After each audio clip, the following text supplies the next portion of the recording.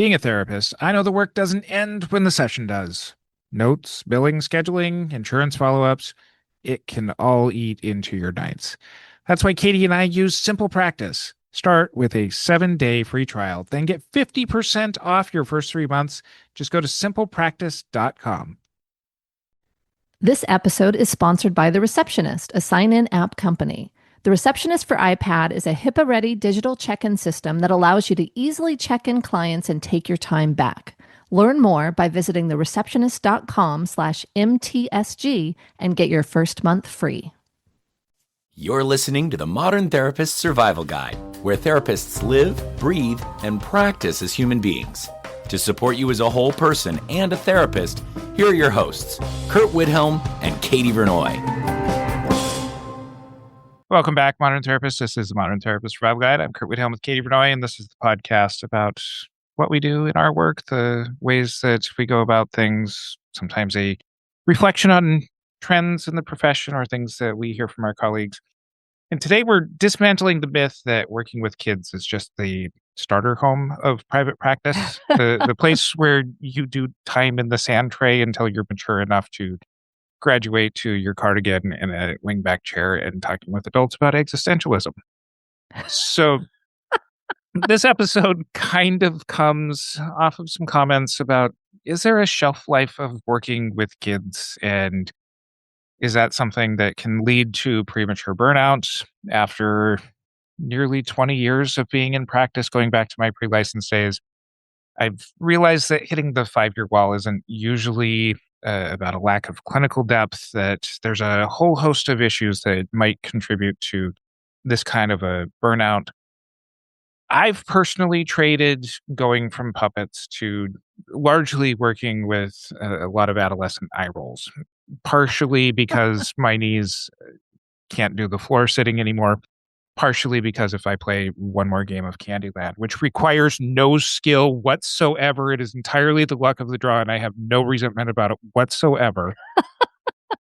It's not just a clean exit. This is maybe about pivoting, maybe about dealing with burnout and how you can actually build a long-haul career with kids, with youth, without becoming a cynical, glitter-covered shell of a human being.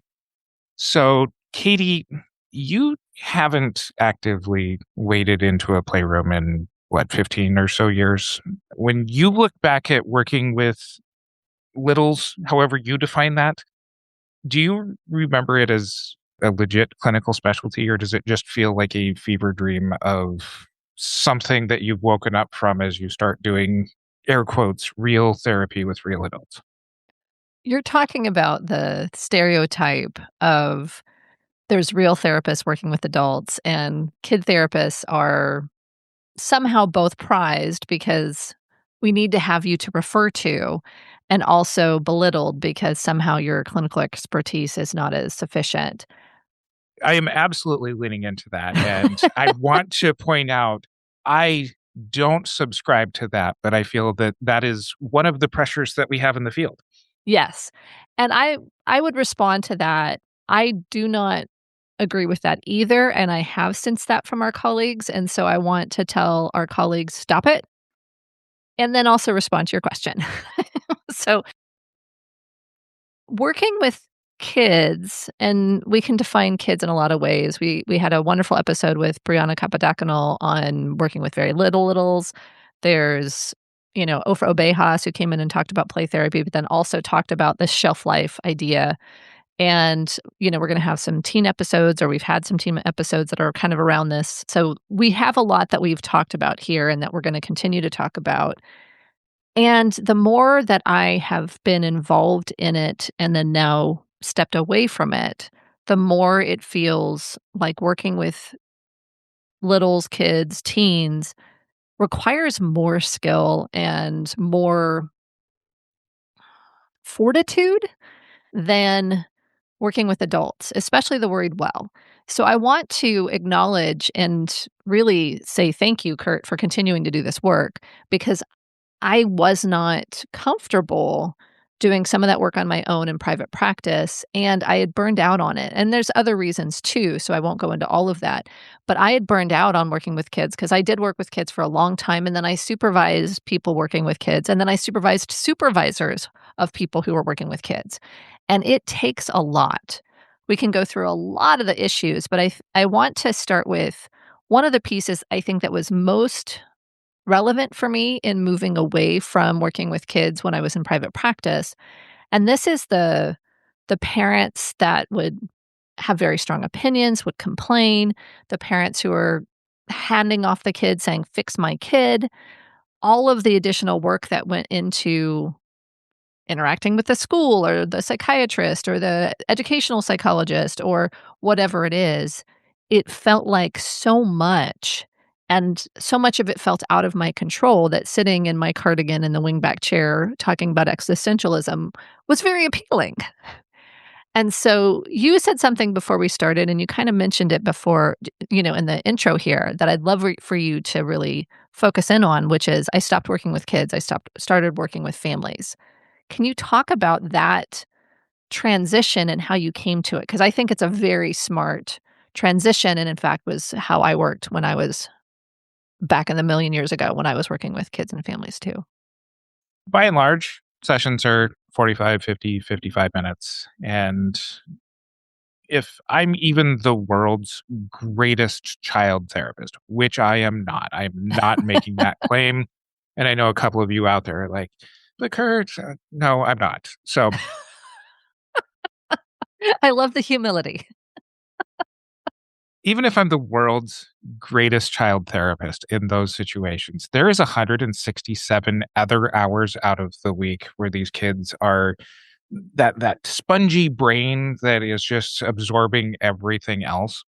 And my wonderful 45, 50 minutes is not enough time to do the reparenting and do the work that is maybe being done by all of the other systems around them: parents, siblings, schools, Coaches, screens, Bluey, teachers. and Caillou at both ends of that spectrum. But it really struck me as I felt ineffective of what I was being asked to do. The referral question: what are we trying to work on? What's our justification for therapy here? And then giving these kids back to their parents with no real transition as far as here's how you do things at home. And when I started really embracing more of that very question, please take what I'm doing and do it more at home. And then rather than just having that be, here's 5 minutes at the end of session, I started bringing parents into not only consultations more regularly, but also just into the therapy room more regularly. And then I started having parents do the work alongside me. And then I thought, really what I'm just doing is family therapy here. Yeah. And some of it might be PCIT. Now I want you to do this or respond in this way to your child. Mm. And sometimes it was more just having them be able to see how I was interacting with their children to be able to get them to open up more. So I largely made the decision that I am not going to work solely with children. I am not a child therapist this is entirely the child space. Everything is just about the child here. I do maintain confidentiality when I am working with kids in that one-on-one space, but to me, as a marriage and family therapist, working with children is working with the family. I give them back. They go home with their parents. They spend the rest of their lives in that kind of environmental space. That's where my mindset and my intention is. And to be honest, I've moved from working with kids and families to working with parents. It's not the only piece of what I do, and sometimes it's only augmenting the work that the adult wants to work on. But much like what Brianna was talking about, what Mercedes Samudio has talked about on the podcast as well, if the parents have what they need and can do parenting in a way that feels good to them and they're able to work through the stuff that was theirs, they're able to parent better. And oftentimes, a lot of the kids, And this is more the worried well of the kids' realm. A lot of the kids, if their parents were able to parent them better, don't need therapy themselves. And so being able to balance that, I think is another thing that can happen, which is I'm not doing 20, 25 play sessions and parent meetings. I'm doing some families, I'm doing some kid or teen sessions, and I'm also doing these parent sessions. I think that's a way to balance what's happening. So maybe your knees have a rest from getting up and down for play therapy, or your frustration tolerance can withstand a few more eye rolls. I think doing some parenting work, just direct parenting work, not even with the kid present, can also be a way to use this knowledge and skill set without kind of falling prey to that shelf life. Being a fellow therapist, I know the work doesn't end when the session does. The notes, the scheduling, the billing, the insurance follow-ups, all of that admin can quietly take over your nights and weekends. And we've both seen how the right systems can really change what private practice feels like. When we're talking with therapists who are overwhelmed, one of the biggest pain points is trying to hold too many disconnected pieces together. That's why we want to share Simple Practice. Simple Practice is an all-in-one EHR that is HIPAA compliant, high trust certified, and built specifically for therapists. Simple Practice is designed for the real-life complexity of private practice, helping with everyday admin that can pile up between sessions. My favorite part, the all-in-one integration. Notes, billing, telehealth scheduling, and client communications are all connected in one spot, so I'm not bouncing around between separate systems. And their AI scribe note taker can help make documentation more thorough and much faster, so you can spend less time catching up on notes and more time focused on your clients and your life outside of work.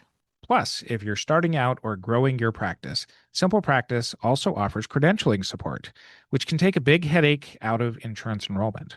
If you're ready to simplify the business side of your practice, now is the perfect time to try Simple Practice. Start with a 7-day free trial, then get 50% off your first 3 months. Just go to simplepractice.com to claim the offer. Again, that's simplepractice.com. The next thing on my list that I really noticed in myself, and part of this also was kind of in lockstep when my own children at home became kind of the same age of some of the younger kids I was working with. And it was really dealing with the sensory toll of what working with kids really does. So there's the constant high octane emotional dysregulation that can end up happening. There is the constant noise, and I partially apologize to some of my former suite mates over the years as far as the ruckus that comes from having children, but also you should have known what you were doing when you signed up in having a suite mate who was a child therapist. Sure.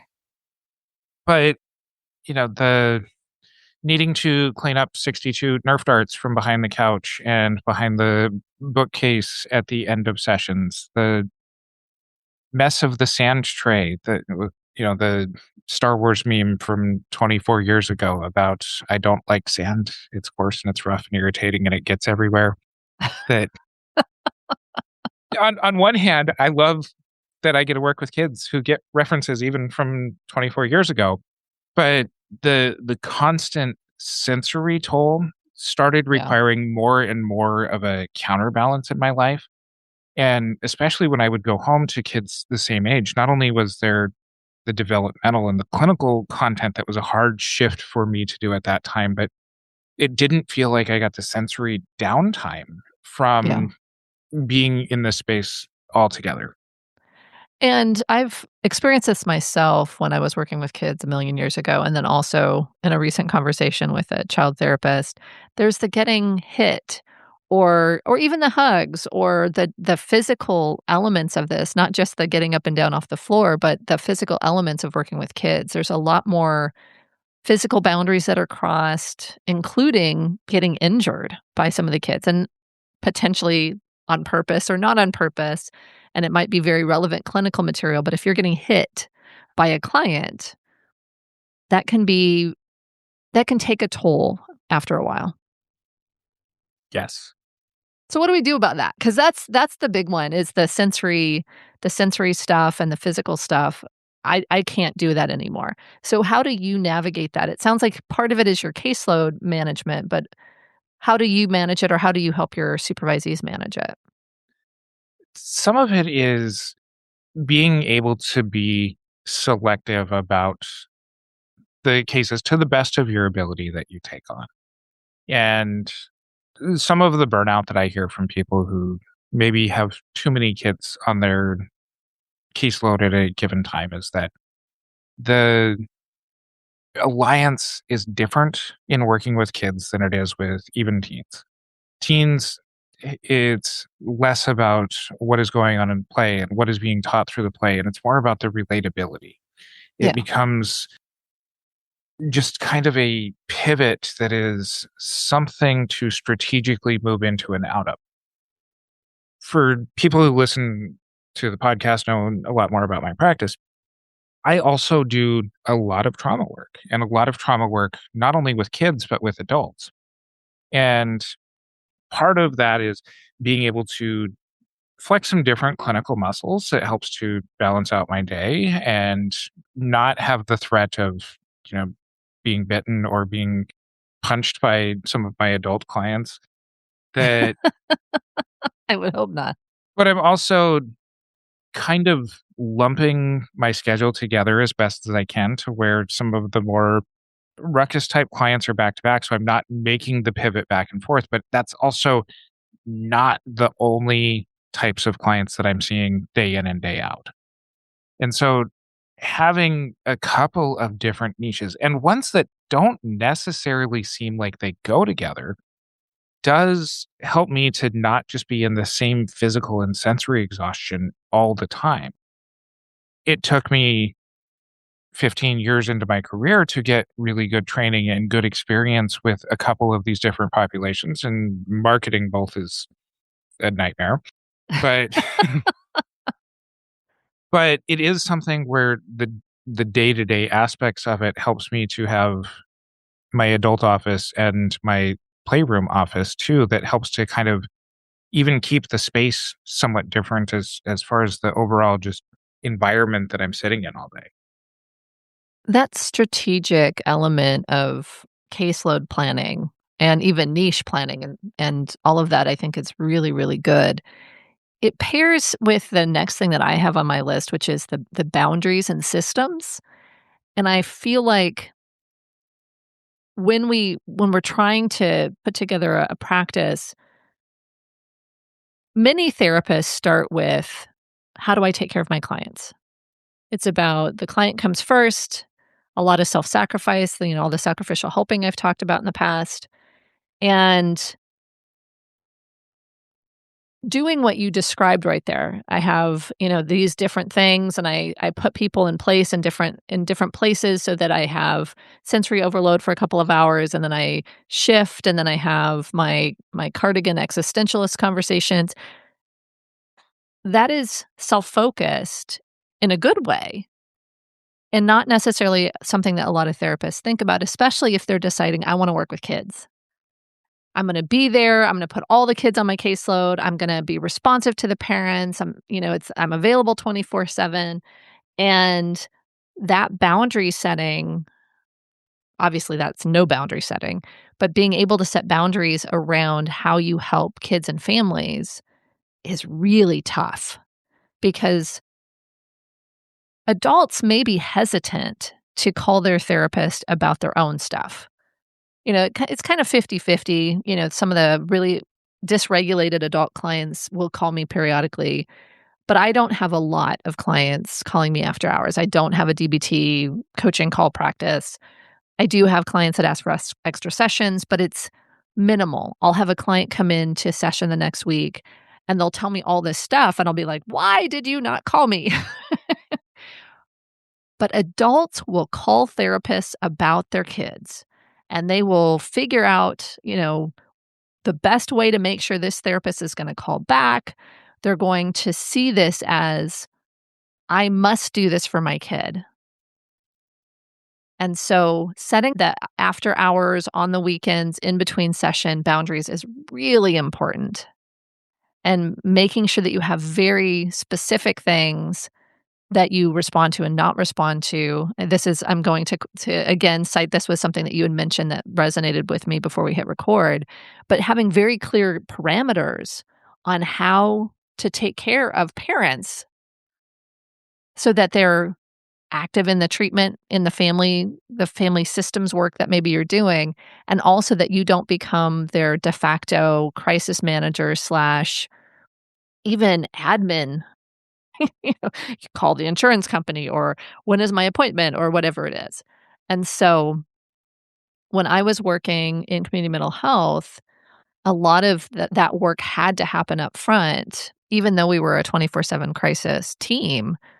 These are the types of things you call about. This is the type of response you can expect, and these are the things that have to wait until the next session.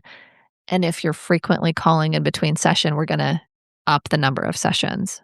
And one of them is gonna be with you, mom or dad or other caregiver. And so it's structuring it so it actually feels sustainable versus feeling that you're constantly on. Want to hear something funny? I do. Since we have hit record on this episode, I have 5 notifications from parents about things going on with their kids. Oh my goodness. Absolutely, right? Right. I have 0 notifications from any of my adult clients. So just to compare. Just to compare. Yes. Your time is valuable. Whether you're hyper-focused on admin tasks like billing or simply trying to make a cup of coffee between appointments, constant interruptions can derail your entire day. This episode is sponsored by The Receptionist, a sign-in app company. The Receptionist for iPad is a HIPAA-ready digital check-in system that eliminates the need to walk back and forth from your office to the waiting room to see if your next appointment has arrived. Clients and patients can securely check in for their appointments, and you'll be immediately notified by text, email, or your preferred channel. Break free from interruptions and make the most of your time. Start a 14-day free trial of The Receptionist for iPad by going to thereceptionist.com/MTSG. Make sure to start your trial with that link, and you'll also get your first month free if you decide to sign up. Now, there's a couple of different pieces in this, and I'm going to take this out from kind of the highest level and then get down to some of the specifics of the questions. And in a high likelihood of my excitement where I will forget something, please circle back to anything that I have not responded to. Will do. I'm on it. I will organize your thoughts for you, Curt. So working in the youth space for as long as I have, there has been some massive shifts just in all of the ways that we conceptualize working about kids. And some of this involves a lot of, air quotes, unpaid time outside of session that requires responsiveness. Not only is there the parent calls that we're speaking about here, but there's a lot more dealing with school districts and IEPs. There's when there's a village to raise a child. Not only is it case consultations with the psychiatrist, which happens a lot with the adult clients that we have too, but there's also potentially a school counselor, and in some cases also a school social worker. And there might be a learning specialist or an occupational therapist that it would be great if we could all just have one meeting for 15 minutes together and say, here's the updates. But instead it becomes 6 of 27 those phone people. calls. Yeah, 27 phone calls.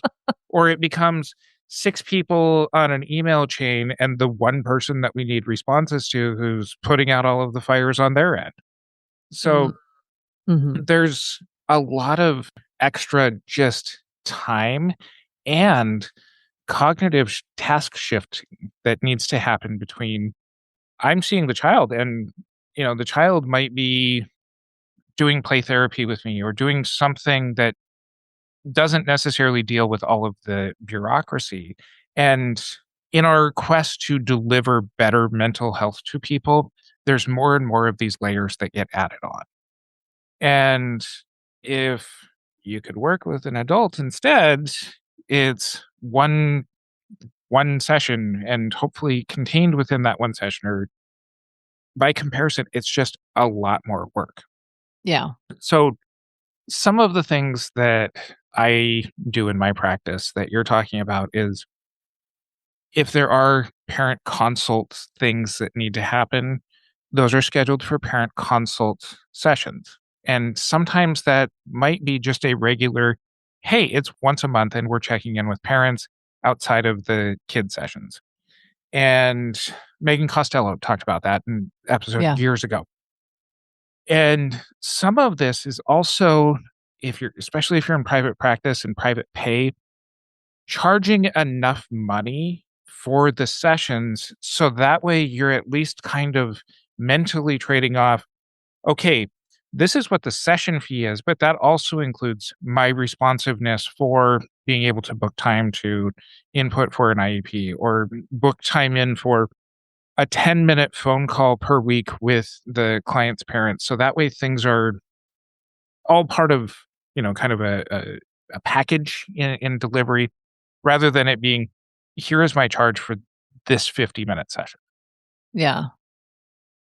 And I want to acknowledge that we've framed this as a private practice focused session. How do you remain a kid therapist in private practice?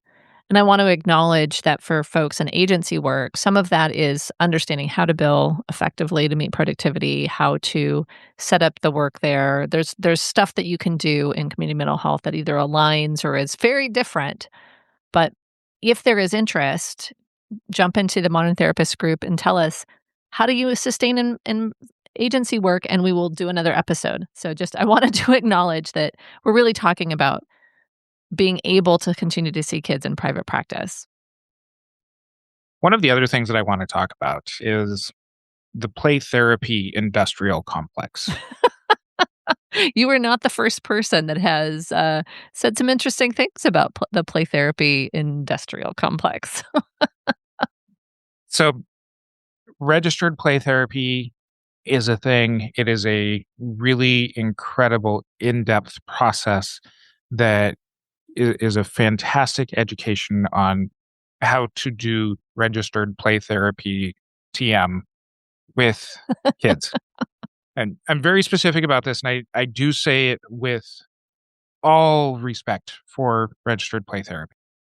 And whether you go through a very rigorous training for certification or not, personally, I have not, but have lots of respect for it. It's expensive. It is, just like any other certification, very expensive and potentially very time consuming. It's an intentional choice that you have to make. But whether you go with that credential or you just have play therapy in general and the non-TM, the underground play therapy. Underground play therapy. All right. All right. It's expensive. It is constantly buying toys that you have bought before. It is fixing broken things. How many copies of Uno do I have? Probably 8 or 9. The game is Uno. There should only be one. But it's something that takes up a lot of space. I've grown up and I've got an office suite now where we have a dedicated play therapy room. And it's wonderful to be able to work with my adult clients in a room where there is not a stack of board games and sensory toys that is just kind of sitting next to them that serves as, wait, are you taking me seriously? Because the Ninja Turtles are looking over at us. But there can be an incredibly high expense to keep the room stocked with a lot of stuff that is going to help maintain what is in vogue. That, Mm-hmm. I know that there's a lot of emphasis to have a lot of neutral play therapy toys and stuff. And yes, that should happen. But there is also what was cool 15 years ago when I first started building out my toy chests is not the same kinds of toys that kids today are wanting to play with. They're playing with them in the same way, but just the zeitgeist of the larger universe requires updating things. Otherwise, you become maybe not the stuffy old person therapist, but the therapist who doesn't have anything that is new and kind of garners attention. So there's a potential to spend a lot more money than what you might be doing if you have a practice that focuses just on older people. It's interesting because the thing that came to mind when you were talking about that is the necessity to understand and keep up with the generational differences. I mean, there's all the jokes about the different language for Gen Alpha or Gen Z. And I think that is another piece. I'm 8 years older than you and don't have kids. There's no place for me to start learning organically about these things. I would have to do the research. I would have to pay attention to a whole different segment of the population, whereas with my clients, there's generational differences within my client caseload, and they are less different than what I experience anyway, of being between an adult and a Gen Alpha person. And so I think there's a lot to be able to pay attention to. And it's the financial and it's also the time commitment of figuring this stuff out.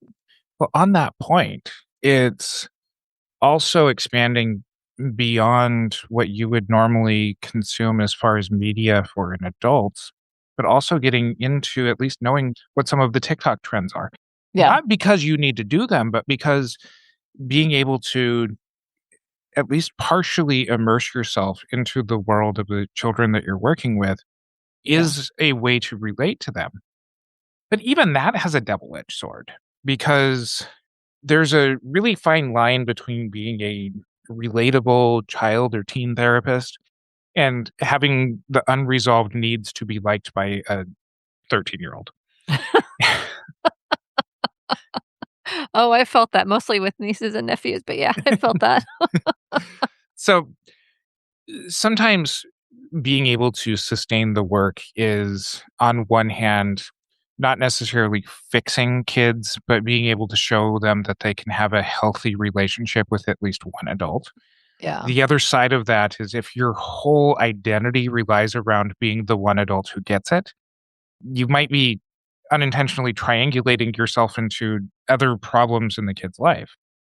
And this is something that does take some step back, some reflection on the ways that you practice.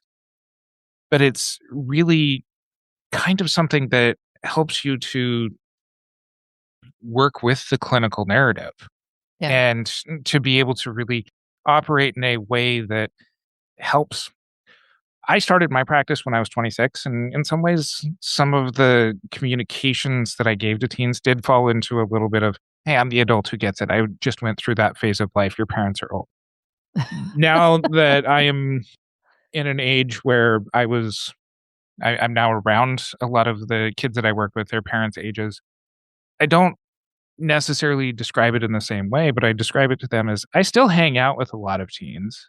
I have an adult's perspective on stuff, but I do hang out with enough teens that I'm really more of a recycled teenager than I am somebody who's just trying to get it. One of the things that you said before we hit record that I thought was very interesting, and I'd love to talk about it before we run out of time, is this element of you spending all this time with kids and teens in sessions and potentially losing grounding with traditional or appropriate development. And so talk about that a little bit because it feels like I've had the same experience when I've gone through periods of time of having a lot of women survivors of sexual trauma, and I lose trust for men very quickly for a couple of weeks, and then I am able to reground myself in my own reality. But being with kids that have big emotions and all that stuff for a very big portion of your day, I would imagine has a similar impact. When you work with kids, your perception of child development can become really warped. And especially in the intimate way that we work in therapy, we might see kids who have a lot of delays as far as emotional development. But on the other end, kids who've been abused who have developed this really developed sense of how the world works as a trauma response. Yeah, And the so, hyper adulthood almost. right. And so you can, I'm just going to pick an age here. You can pick 3 8-year-olds, and one is going to be kind of the typically developing, oh, this is how most 8-year-olds are. But if more of your experience is operating with the 8-year-old who operates as a 3-year-old, or the 8-year-old who operates as a 45-year-old, you spend a lot of time with more of the latter two in this example. Yeah. And so there have been times where I work with a lot of kids, and especially as I have shifted my practice largely to working with more teens, and as my kids reach adolescence and then they start bringing their friends over, and I start to see them all interacting, and I even still catch myself from time to time saying, "Oh, that's normal adolescence right there." It does take having a reality check to stay Yeah. grounded in what is appropriate and not discounting concerns or discounting parent concerns or teacher concerns because most of your experience is with a clinical population rather than a general population. Yeah, that's a really important point. It speaks to the last point I wanna make, which is about expectations, both for yourself and for the families that you're working with. Part of how kids develop and get through a lot of different things, it takes time. Some of it requires intervention and some of it takes time. And parents, caregivers, even clinicians are wanting fast results because kids in pain, kids having a hard time, kids being irritatingly in pain is hard. It's hard to see, it's hard to look at. And I think if the expectations of what can happen in therapy, what's normal development, what's the responsibility of the family versus a fix my kid treatment, I think if those expectations are not really clear, therapists feel the weight of that. It is my job to fix this system. It's my job to fix this kid. And that is completely unrealistic and very draining. You end up with compassion fatigue and burnout most likely, but also the moral injury of I've got this kiddo, the parents want me to fix them, and the system, whether it's the parents, the caregivers, the school, the world at large, is against the work that we're trying to do. And so and you made that point earlier, but just leaning into setting reasonable expectations and then revisiting the issue of and boundaries so that you can do the work that you can without diminishing yourself in the work that you cannot do. And, call back to something that we talked about at the beginning of the episode is shifting to adult work is if it's a pivot for survival, it's a pivot for survival. But And that's fine. it shouldn't be an escape from these systemic issues that happen around Yes. kids. This is really around having good boundaries and following them. Yeah. And just because you want finally a client who will sit there and talk with you for 45 minutes rather than bouncing up and down off of the couch and talking about anything else other than what you're supposed to be talking about in that session, that's part of the clinical presentation. And as I've been exposed to more different specialties and seeing populations, every population has their own special quirks. Yeah. And with kids, it really is being able to embrace. Some of it is really going to be nonlinear. Yeah. And this doesn't have to be, just another glitter project that you find stuck to yourself for days afterwards that, like, why is this still on me? This can be a population that you can work with and can work with successfully for years. And some of the things that we can do as professionals in the field is not have the condescending tone about people who work with kids because, that's cute. You're a child therapist. So it is incredibly important work. And it doesn't mean that just because we're not having these great existential discussions with 4-year-olds doesn't necessarily mean that it's not important. So you can find our show notes over at mtsgpodcast.com.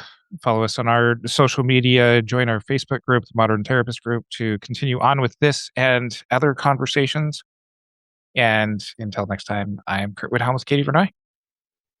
Private practice has enough built-in complexity. Simple Practice brings notes, billing, scheduling, telehealth, insurance, and client communication into one place. Start with a 7-day free trial, then get 50% off your first 3 months. Just go to simplepractice.com. With the receptionist for iPad, there's no more walking back and forth to check the waiting room for your next appointment. Receive an instant notification that your next client has arrived, securely and privately. Visit thereceptionist.com/MTSG and get your first month free. Thank you for listening to the Modern Therapist Survival Guide. Learn more about who we are and what we do at mtsgpodcast.com. You can also join us on Facebook and Twitter. And please don't forget to subscribe so you don't miss any of our episodes.